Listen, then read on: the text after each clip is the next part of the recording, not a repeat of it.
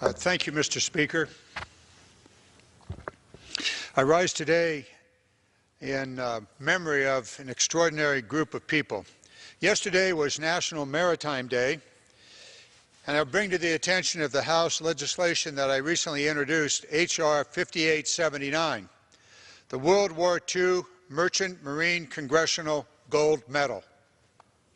I hear the cheers from all of my colleagues here on the floor as they line up to support this piece of legislation.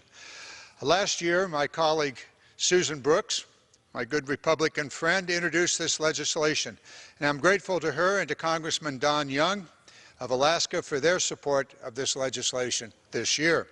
This bill has obvious bipartisan support and bicameral support. Senator Murkowski of Alaska is leading this bill in what some call the upper chamber. We simply call it the Senate. During World War II, our armed forces relied upon the merchant marine to ferry supplies, cargo, and manpower and womanpower into both theaters of operation, the Pacific and the Atlantic. They paid a heavy price for their service. The merchant marine casualty rate was the highest among all branches of the U.S. Armed Forces.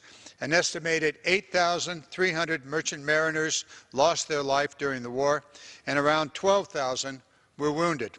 But these brave men and women who put their lives on the line to sustain our armed forces were not even given veteran status until 1988, much less public recognition for their invaluable services. Today, I'm going to meet with a group of World War II merchant marine veterans: Charles Mills of Texas, age 97, Eugene Barner from Kansas, age 92, and Robert Regant from Illinois, age 92.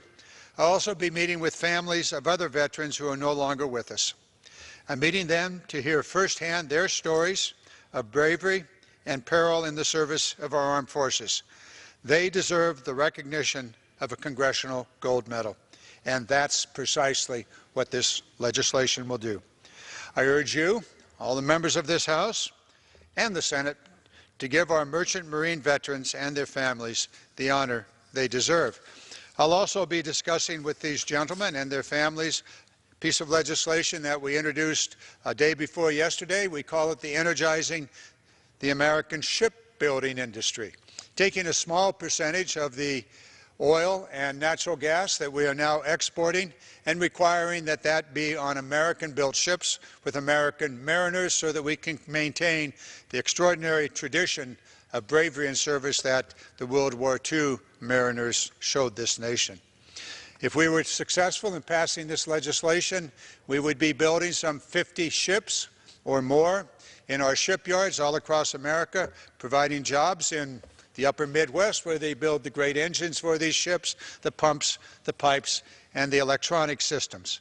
We would also be providing some 1,800 jobs for the next generation of mariners. So I urge my colleagues not only to support the gold medal, the Congressional Gold Medal for the World War II mariners, but support our effort to create mariners for the next generation, which hopefully will not be a war, but if it is, we know that we can rely on them just as we did in World War II.